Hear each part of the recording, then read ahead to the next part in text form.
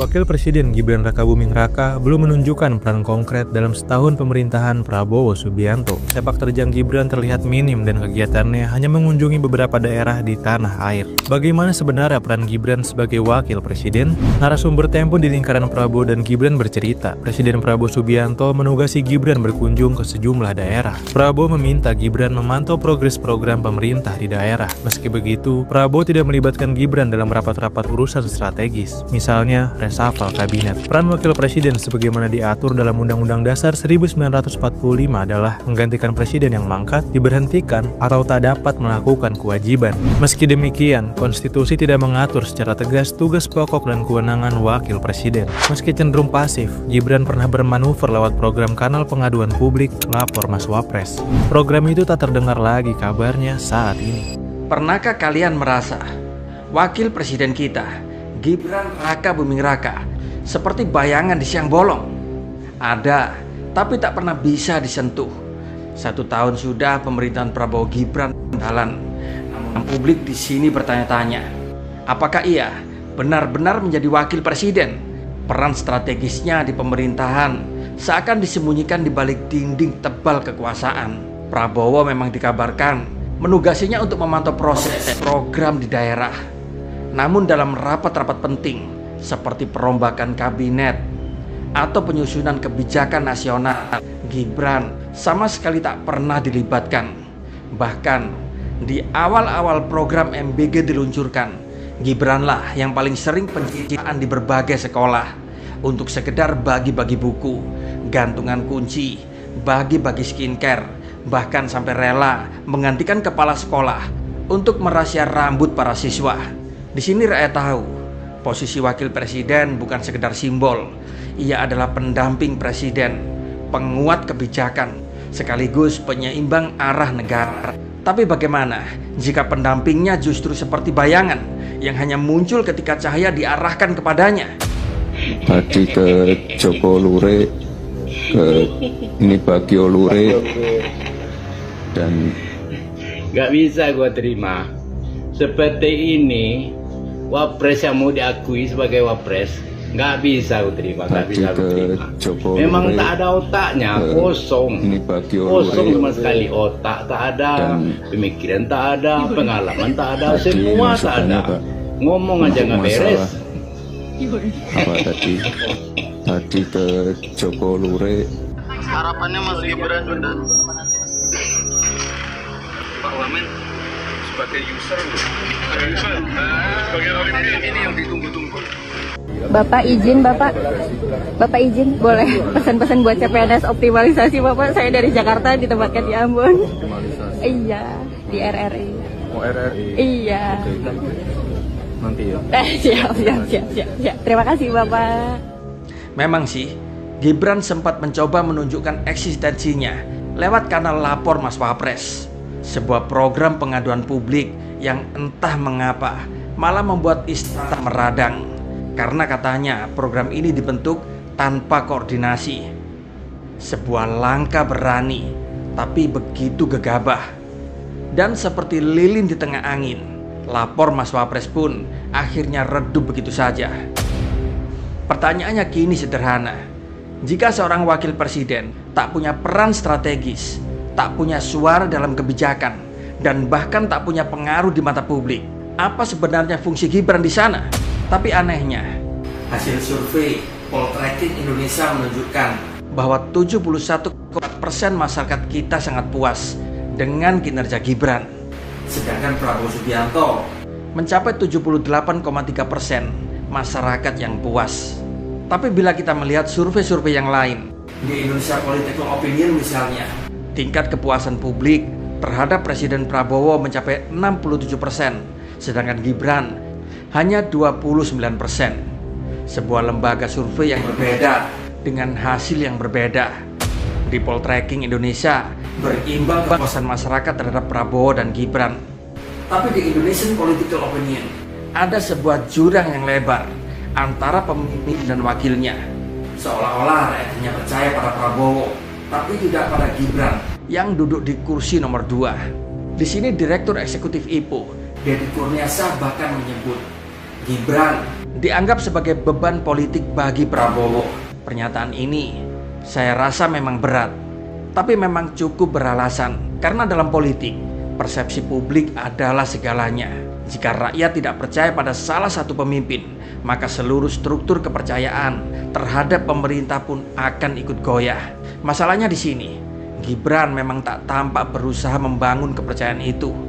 Alih-alih tampil menjawab berbagai kritik, di sini ia justru sering menghindar. Bahkan sampai banyak dari para mahasiswa menyuarakan dengan konsisten menantang debat si Gibran di forum-forum kampusnya.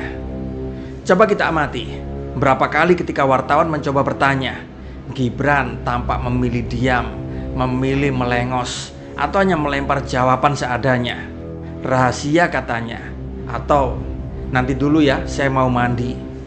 Kalimat-kalimat sederhana, tapi cukup untuk mematikan keingintahuan publik dan menyalakan kecurigaan. Sebagai wakil presiden, Gibran seharusnya memahami bahwa jurnalis itu bukan musuh. Mereka adalah cermin demokrasi, pilar keempat yang memastikan agar kekuasaan tak buta arah. Tapi bagaimana demokrasi bisa hidup jika pemimpinnya menutup mata dan telinga dari pertanyaan rakyat? Di sini pun publik mulai berspekulasi. Apakah Gibran takut bicara karena tidak menguasai materi? Ataukah hanya ia belum siap menghadapi tanggung jawab sebesar itu?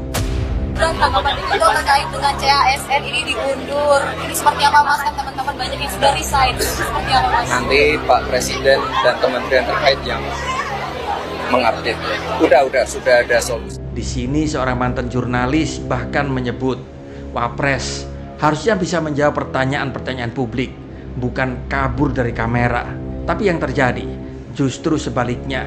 Gibran seolah kehilangan keberanian untuk berbicara. Dan dalam dunia politik, diam seringkali dianggap strategi. Tapi diam yang terlalu lama bisa berubah menjadi tanda ketidaktahuan. Apalagi bila disertai ekspresi bingung dan kalimat nanti dulu saya mau mandi. Lucu, membagongkan, sekaligus menyedihkan. Halo teman-teman, berjumpa bersama saya di Politik Dangi. Kita masih membahas bagaimana survei kinerja Gibran yang mencapai 70% ya. Dan ini menjadi pertanyaan-pertanyaan bagi kita semua sih ya. Apa sih yang dilakukan oleh Gibran selama 1 tahun pemerintahan Prabowo Subianto sebagai presiden ya. Dan tentu bahwa peran dari wakil presiden itu adalah membantu ya, sebagai pembantu Prabowo Subianto sebagai presiden. Kalau seperti itu teman, kalau presiden kan konkret ya, setiap program itu berasal dari beliau ya. MBG misalnya, kebijakan-kebijakan pemberantasan korupsi dan sebagainya itu ya, keputusannya ada di presiden teman. Kemudian Menteri Prabowo ini adalah orang-orang yang punya kapasitas dan dapat membuat sebuah kebijakan sendiri ya, melalui peraturan menteri ya, permen menteri teman-teman ya. Jadi menteri itu bisa membuat peraturan ya, sedangkan wakil presiden itu tidak bisa membuat peraturan teman-teman.